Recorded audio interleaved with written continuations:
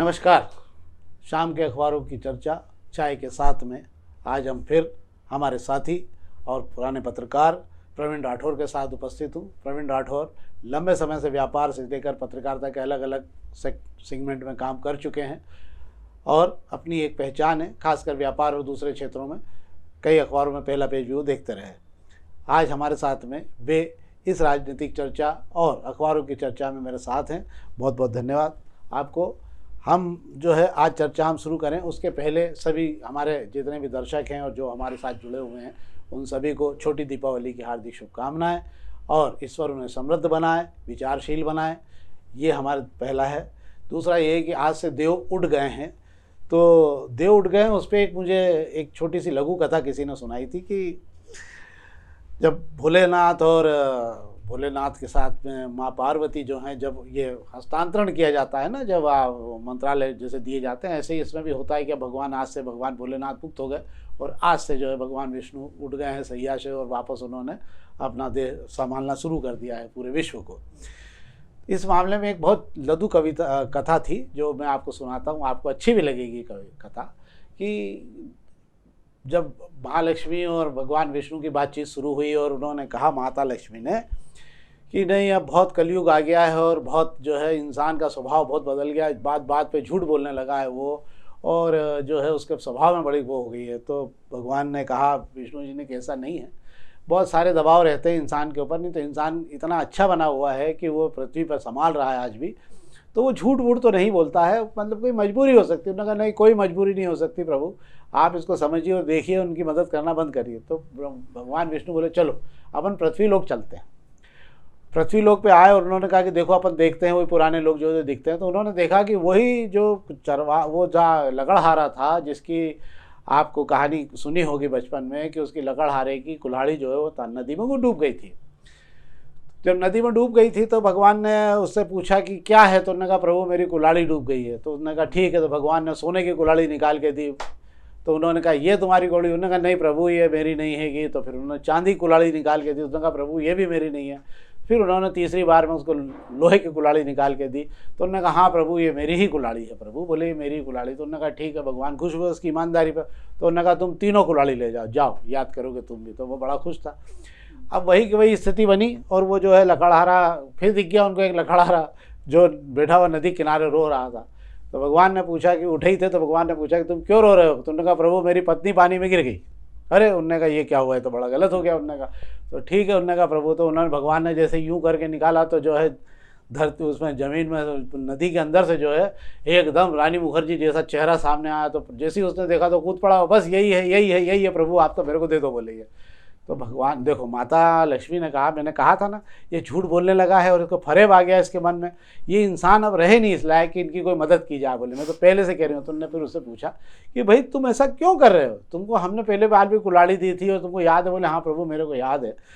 प्रभु बोले अब मैं ना जानता हूँ कि अगर मैं इसको मना कर दूंगा कि रानी मुखर्जी जैसा चेहरा जो है प्रभु ये मेरा नहीं है, तो आप फिर दूसरी बार हाथ डाल के वापस पानी में से ऐश्वर्या राय जैसा चेहरा निकाल दोगे। मैं कहूँगा ये भी मेरी नहीं है, तो आप फिर भगवान प्रभु जो है मेरी पत्नी को निकालोगे और मैं कहूँगा हाँ ये मेरी पत्नी है।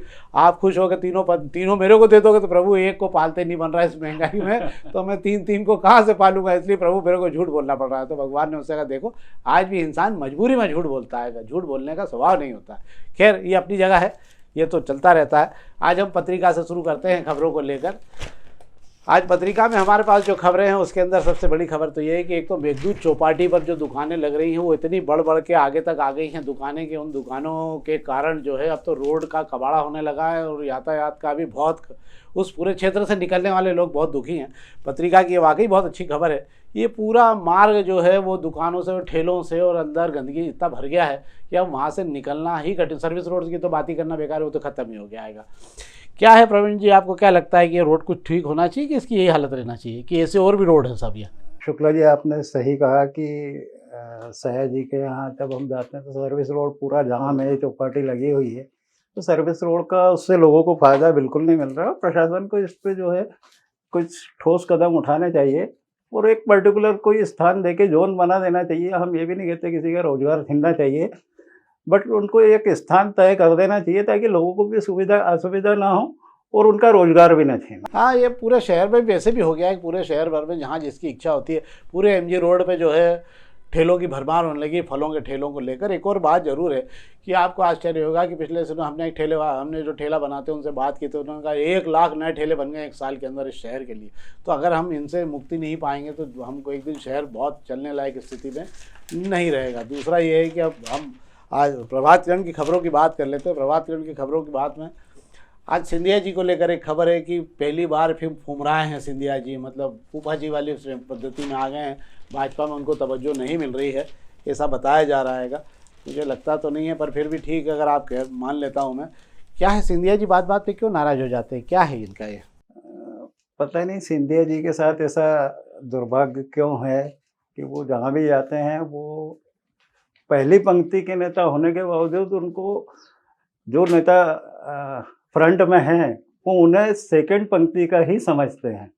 हाँ, बहुत कुछ करके उनके समर्थकों की भीड़ जुटा लेना, ये कर लेना, उससे थोड़ा सा उनको वेटेज मिलता जरूर है, पर वो थोड़े दिन के लिए लगता है, उसके बाद वापस वो बैकफुट में आ जाते हैं। मुझे लगता है कि अभी भी क्या है, भाजपा उनको अंतर्मन से, भाजपा का कार्यकर्ता जो है वो अंतर्मन से अभी उनको श्रीमंती मानता है। भैया मानने को तैयार नहीं है, भाई साहब मानने को तैयार नहीं है। और उसी के कारण जो मुझे लगता है कि शायद सिंधिया जी को ये परिदृश्य देखना ही पड़ता है उसके अंदर बीच बीच में। पर हालांकि शुक्ला जी ये बात भी है कि कांग्रेस से जो नेता बीजेपी में आए उनका कद भी बड़ा है, उनको पद भी मिले हैं, और इस बात की कहीं ना कहीं कमी बीजेपी के नेताओं को ये अखरता है और उनके मन में खटास है पार्टी के प्रति, लेकिन वो उसको जाहिर नहीं कर पाते हैं। अब हम अग्निमाण की खबरें देख लेते हैं। अग्निमाण की खबरों में, विशेष खबरों में आज जो है, पहले मैं आपको हेडलाइंस पढ़ देता हूँ अग्निमाण की जो बड़ी बड़ी खबरें हैं उसके अंदर। इंदौर उज्जैन 6 लेन का काम शुरू हो रहा है, खबर कल भी थी है। नंदा नगर साईं मंदिर पे 2 करोड़ की कम्युनिटी हॉल बन रहा है। और आज तो पूरे शहर भर में चूँकि 11 बन रही है तो गन्ने की दुकानें और ये सब सजी हुई हैं। एक इंदौर देपालपुर 4 लेन सर्वे का रोड का सर्वे चालू हो गया। इस रोड की बड़ी ज़रूरत भी है 4 लेन की। हाँ, एक खबर जरूर है अच्छी, योजना क्रमांक 171 में शामिल सभी 13 संस्थाएं जो है दागी पाई गई। त्रिशला की ज़मीन सरकारी घोषित हो चुकी है। ये संस्थाओं में प्लाटों का चक्कर पिछले 20-30 सालों से देख रहा हूँ कि लड़ लड़ के लोग थक गए, पर अभी भी इसका निराकरण नहीं हो रहा है। क्या है इनमें संस्थाओं को क्यों नहीं मिल पाती है ज़मीनें इन लोगों को, संस्थाओं के प्लाट होल्डरों को? ये बिल्कुल सही बात है कि पिछले 40 सालों से लोग अपने प्लाट के लिए प्रशासन के चक्कर काट रहे हैं, कोर्ट के चक्कर काट रहे हैं, लेकिन भू माफिया जो है कहीं ना कहीं, और उसमें संस्थाओं का भी रोल है। संस्था में जो जिम्मेदार पदाधिकारी बैठे हैं, आज शहर में बहुत सी संस्थाएं ऐसी है जहाँ मठाधीश बन के बैठे हैं पदाधिकारी, जो और तो और सदस्यों की क्रमवार सूची ही बदल देते हैं। तो इस तरीके का जो है पदाधिकारियों को भी सोचना चाहिए कि जो जिन लोगों ने मेहनत का पैसा दिया उन्हें हम ईमानदारी से प्लाट दें। वो प्रशासन को इस पे बीच बीच में जो है वो सुनवाई होती है, वो कुछ स्टेज पे जाती है, उसके बाद भी फिर वही की वही स्थिति वहीं की वहीं हो जाती है। मुश्किल अयोध्या नगर के लोगों को 30-40 साल बाद प्लाट मिले, और उसमें भी अब दिक्कत हो गई है कि एक के पास 2-2 आ गए हैं, किसी के पास में 3 आ गए हैं, एक परिवार के 4-4 सदस्य हो गए हैं। बड़ा पारदर्शी तरीके से काम नहीं हो पाता, उसके कारण कई लोग जो उनको भूखंड मिलना चाहिए उनको नहीं मिल पाते हैं। अब हम चर्चा करते हैं आखिरी में दोपहर की। दोपहर में आज खबरें हैं और वाकई खबरें बहुत अच्छी हैं। ये आपके जानने लोग हैं, आपकी ज़िंदगी और जेब से जुड़ी हुई खबरें हैं। एक तो सबसे बड़ी खबर ये है, जो एक और तो देश में विकसित भारत का दावा हो रहा है और एक तरफ देश में अमृतकाल चल रहा है और बहुत तेज़ी से देश आगे बढ़ रहा है, ये सारे दावे तो हो रहेंगे। पर दूसरी तरफ आपको आश्चर्य होगा कि इस देश से छोड़कर अमेरिका में शरण लेने वालों की संख्या इस बार जो है वो 856% बढ़ गई है। मतलब 856% लोग बढ़े हैं जो अमेरिका में शिफ्ट होना चाहते हैं और जिन्होंने वहाँ शरण लेने के लिए आवेदन लगाए हैंगे। इसमें आपको आश्चर्य होगा कि इस बार अभी जो 40,000 आवेदन लगे हैं और 40,000 आवेदन में से 20,000 आवेदन केवल गुजराती समाज के हैं, जो गुजरातियों के आवेदन है वो लगे। और भी मज़ेदार बात एक और है कि जाने वालों में बड़ी तादाद हिंदुओं की है। इस देश को छोड़ के जाने वाले जो हैं, जो अन्य देशों में भी लोग जा रहे हैं, पर इस देश से बड़ी तादाद में जो जाने वाले लोग हैं वो हिंदू हैं। और अमेरिकी इमिग्रेशन डिपार्टमेंट की जो सूची है जिसमें नाम है सारे के सारे, इन सब के बारे में वहाँ लगा है कि कौन से लोग हैं जो यहाँ इस देश को छोड़कर वहाँ जाना चाह रहे हैं। तो क्या कारण हो रहा है ये तो मुझे नहीं मालूम है, पर मुझे ऐसा लग रहा है शायद कि किसी डर से जा रहे हैं ये लोग या किसी कारण से जा रहे हैं, या वहाँ रोजगार की स्थिति इंदौर मध्य प्रदेश से या देश से बहुत अच्छी है, बेहतर है, इसलिए लोग जा रहे हैं? क्या हो सकता है अमेरिका जाने के, और भी क्या कारण हो सकते हैं वहाँ? बहुत सारे जो है सेगमेंट में लोग वहाँ जा रहे हैं, लेकिन मुझे लगता है कि ज़्यादातर उसमें आईटी वाले ही अमेरिका ज़्यादा जाना लाइक कर रहे हैं। और शिफ्ट भी हो रहे हैं वहाँ पे, जो लोग जा रहे हैं वहाँ पे। अब उनको हालांकि एक बात जरूर है कि ट्रम्प के आने के बाद हमें 1 लाख से ज़्यादा ग्रीन कार्ड वहाँ उलझ जाएंगे, जो लाइन में कतार में लगे थे भारत के, जिनको वहाँ की सदस्यता मिलना थी। एक और खबर थी जो आज एक सर्वे था कि अधिकांश 58% युवा जो हैं वो शेयर बाज़ार में पैसा लगा रहे हैं और 39% जो है वो म्यूचुअल फंड में लगा रहे हैं। ये डिफिन का किसका सर्वे था? ये सर्वे था आज जो है फिनवन एजेंसी ने किया था ये सर्वे। इसके अंदर ये था कि बड़ी तादाद में हम लोगों ने बैंकों में, युवाओं ने पैसे रखना बंद कर दिए। पर इसी सर्वे में एक और बात जो बड़ी तरीके से निकली, 1600 से अधिक 13 शहरों में सर्वे हुआ, तो 1600 से अधिक लोगों ने भाग लिया इसमें। और इसमें ये बताया गया इस सर्वे में उन्होंने कि सबसे बड़ी बाधा बचत, जो उनके पैसे बचते थे, तो सबसे बड़ी बाधा क्या है? परिवहन और महंगाई। इन दोनों ने मिलकर जो है पूरी बचत उनकी खाली कर दी है, और इसलिए उनके पास जो पैसा है उनको डर लगता है कि कहीं और ऐसी जगह लगाया जाए जहाँ तेज़ी से पैसा बढ़ सके, और इसीलिए वो शेयर बाज़ार में उसमें निवेश कर रहे हैं। क्या है? शेयर बाज़ार में नए इन्वेस्टर तो ज़रूर जुड़े हैं, लेकिन अब भी खास करके आईपीओ वगैरह जो आ रहे हैं बड़ी बड़ी कंपनियों के, उसमें थोड़ा सा देख रहे हैं हम कि उसमें यूथ जो है वो आईपीओ में भी ज़्यादा इंटरेस्ट ले रहा है। शेयर मार्केट समझना उन लोगों के लिए आम नहीं है, मुश्किल है। कई लोगों को इसके लिए पहले जो है ब्रोकर से, इनसे एडवाइजरी लेना पड़ती है। बट मैं भी ये कहूँगा कि शेयर मार्केट में इन्वेस्टर तभी अंदर जाए तब वो उसका अध्ययन करे। अदरवाइज ऐसे निवेशकों के लिए इन्वेस्टमेंट करने के लिए जो है वो म्यूचुअल फंड या तमाम इस तरह की योजनाएं जो चल रही है वो ज़्यादा लाभदायक है। और भी अच्छा शुक्ला जी, इसके अलावा मैं ये कहूँगा कि मैं पिछले 32 साल से पत्रकारिता से जुड़ा हूँ और काफ़ी समय इस बीच में मैंने बिजनेस रिपोर्टिंग की है। तो मैंने ये देखा है कि बिजनेस की खबरों को लेके सबसे पहले जो है दैनिक भास्कर ने बिजनेस की खबरें फ्रंट पेज पर देना चालू की। उसके बाद सांध्य अखबारों में मैं कुछ ये देख रहा हूँ कुछ समय से कि दैनिक दोपहर जो बिजनेस सेगमेंट की खबरें फ्रंट पेज पे दे रहा है, और जो रीडर को ये सूचनाएं मिलती है हर सेगमेंट की, डॉलर में वोलेटाइल क्या हुआ, रुपया कहाँ जा रहा है, महंगाई दर कब कम ज़्यादा हो रही है, मतलब बिजनेस के हर बैंकिंग सेगमेंट से, शेयर मार्केट से, म्यूचुअल फंड से, सारी चीज़ों में जो जिस तरीके से दैनिक दोपहर अपने रीडर को अपडेट कर रहा है, तो मैं यूथ से भी कहना चाहूँगा कि यदि वो शेयर मार्केट में या कहीं भी इन्वेस्टमेंट के लिए करना है तो दैनिक दोपहर की खबरें ज़रूर पढ़ें। और वो शुक्ला जी, इसके लिए मैं आपको धन्यवाद देता हूँ कि आपने बिजनेस जैसे सेगमेंट जो अभी तक अखबार में 10, 11 या 12 पन्ने के बाद में होता था, उन खबरों को आप उठा के फ्रंट पेज पे लाए हो, तो इसके लिए बहुत बहुत धन्यवाद। बहुत बहुत धन्यवाद प्रवीण जी। हमारे प्रयास रहता है कि हम नियमित खबरों, आपको नियमित खबरें तो मिलती है दोपहर में, हम इसके अलावा कोशिश ये करते हैं कि वो सारी खबरें आपको मिले जो आपको कहीं और पढ़ने को नहीं मिलती, 1-2 दिन बाद फिर बड़े अखबारों में देखने को मिलती हैं। मेहनत के लिए एक टीम है हमारे पास में, हम पूरी टीम को बहुत बहुत धन्यवाद भी देते हैं। पर मैं इसी के साथ में बताना चाहूँगा आपको कि खबरों को लेकर हमारे यहाँ बड़ी सजगता भी है, और हम कोशिश करते हैं कि अच्छी से अच्छी खबरें आप तक पहुँचें। दूसरा, पेज नंबर 2 पे खबरें हैं कि सड़क और फुटपाथ खाली कराने 6 गाड़ियाँ जब्त हुई। एक अभियान चला है शहर भर में, ये बड़ी तेज़ी से चल रहा है और सड़कें खाली हो रही है। आपको लग रहा है सड़कें उनके खाली हो रही है शहर में? क्या हो रहा है, ये क्या है? शहर के ट्रैफिक से तो प्रशासन, सरकार सभी जो है वाकिफ है और इसमें तमाम काम हो रहे हैं, बट लेकिन वो धरातल पे काम कोई दिख नहीं रहा है। जो सड़कें चौड़ी की है वहाँ पार्किंग बन जाते हैं, कारें खड़ी हो जाती है, तो ट्रैफिक में अभी हमें दिल्ली दूर है, बहुत दूर है हमारे पास दिल्ली। और भी खबरें हैं इसमें। आज देवोटनी 11 की है। बिजली कंपनी ने 151 करोड़ की सब्सिडी दी हुई है। हाँ, एक खबर जरूर इसमें अच्छी है। खजराना चौराहा जो है अब खजराना चौराहे से लेकर गणेश मंदिर और उसके आगे तक का पूरा रोड 4 लेन होना है, और सारे मकान उसको लेकर जो उसकी चौड़ाई को लेकर उसका सर्वे और वो सब किया जा रहेगा। अगर ये हो जाता 18 महीने के अंदर प्रथम चरण का विकास कार्य प्रारंभ हो जाएगा। अगर ये हो जाता तो खजराने जाने और आने वाले लोगों के लिए एक सीधा रास्ता मिल जाएगा। अभी उसको एक साइड से जाना पड़ता है, एक साइड से आना पड़ता है। ये खबरें हैं। बाकी इसमें सब सामान्य खबरें हैं। उज्जैन, हाँ, एक और खबर ये जरूर है कि उज्जैन के औद्योगिक क्षेत्र में जो है प्लाटों की ऐसी बुकिंग हुई है मुख्यमंत्री जी मोहन यादव के प्रयास के बाद में कि वहाँ प्लाट ही खाली नहीं है। अब वहाँ सब पैक हो गया और उन्होंने हाथ जोड़ लिए कि हम हमारे यहाँ लगे पाएंगे।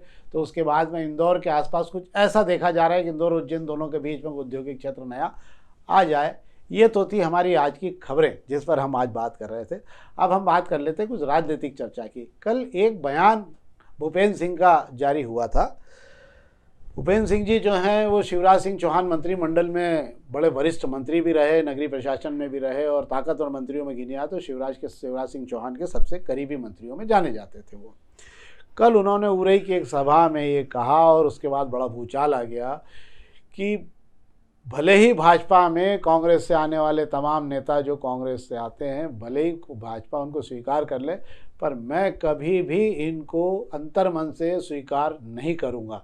मुझे ऐसा लगता है कि ये उनका खुद का दर्द नहीं है, ये उन तमाम पार्टी के समर्पित और वो कार्यकर्ता जो लंबे समय से अपना जीवन हवन कर चुके हैं, ये उन तमाम कार्यकर्ताओं का दर्द भी हो सकता है। क्यों? क्योंकि इस समय भाजपा का ही कार्यकर्ता और सेकंड और थर्ड लाइन का नेता यह मानने लगा है कि उसके हक जो हैं छीने जा रहे हैं और छीन कर कांग्रेसियों को निछावर किए जा रहे हैं।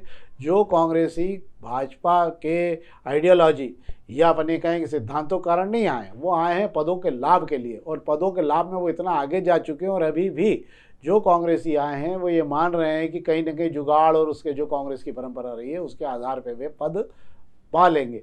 ऐसी स्थिति में अगर भूपेंद्र सिंह ने ये आवाज़ उठाई है तो ये आवाज़ कहीं अंतर्मन से कहीं उठ रही है। दूसरी बात है, पिछले दिनों उन्होंने सागर में ये भी कहा था कि फ़ोन टैपिंग हो रही है उनसे जुड़े हुए लोगों की।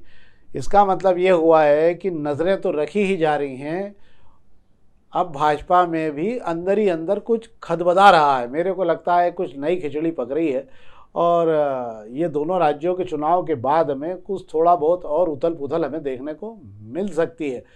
क्या है ये भाजपा से कांग्रेस से जो लोग गए हैं भाजपा में और बड़ा जगह और सबको पद वद मिल रहे हैं, इससे भाजपा के कार्यकर्ताओं कहीं ना कहीं दुख होता है कि क्या है ये? बिल्कुल, स्थानीय नेता, प्रदेश के नेता की बात कर लो, भूपेंद्र सिंह का ताज़ा उदाहरण हमारे सामने है। तो कहीं ना कहीं कांग्रेस से आए लोगों को थोड़े वेटेज ज़्यादा मिलने से भाजपा नेता दुखी तो हैं, ये बात अलग है, वो जाहिर नहीं कर पाते सार्वजनिक मंच पर। और कुछ नेता मुखर हुए भी हैं, उन्होंने अपना दर्द जवाब पे लाए भी हैं अपनी। उसमें कई बार हम देख चुके हैं, हमारे स्थानीय नेता सत्तन गुरु भी कई बार पार्टी के खिलाफ भी बोले हैं, बोल चुके हैं। तो ये वास्तविकता है और भाजपा को कहीं ना कहीं इसमें थोड़ा सा मनन करना चाहिए। तो कुल मिला के भाजपा को इसमें नुकसान हो सकता है। हाँ, वैसे भी मेरा ये मानना रहता है कि जो हम लोग कहते हैं ना कि कांग्रेस से जैसे आप अगर दही को मथने का काम करते हैं ना, तो पहले दही मथा जाता था फिर मक्खन निकलता था। अब आजकल पार्टियों को मथने का काम कर रही है भाजपा, और मथने के बाद जो मक्खन निकलता है उसको तो खरीद लेती है पार्टी में आ जाते हैं। पर उनके साथ ये भी हो रहा है ना कि कहते हैं ना खराब पानी, सड़ी हुई छाछ, वो भी सब पार्टी में आ रहा है जिसका विचारधारा से कोई लेना देना नहीं है, और वो जो है वो इस विचारधारा को गंदा भी करते रहेंगे। जो भी हो, खैर बहरहाल आज हमारे साथ एक बार फिर प्रवीण राठौर जी को बहुत बहुत धन्यवाद कि उन्होंने इस आयोजन में हमारे साथ में इस कार्यक्रम के अंदर सहयोग दिया और हमारी जानकारी दी। हम एक बार फिर आपसे आग्रह करेंगे कि ताज़ा खबरों के लिए और राजनीतिक चर्चा के लिए कृपया अधिक से अधिक लाइक करें, अधिक से अधिक लोगों तक पहुंचाएं और कार्यक्रम को अधिक से अधिक लोगों तक पहुंचाने का प्रयास करें। बहुत बहुत धन्यवाद।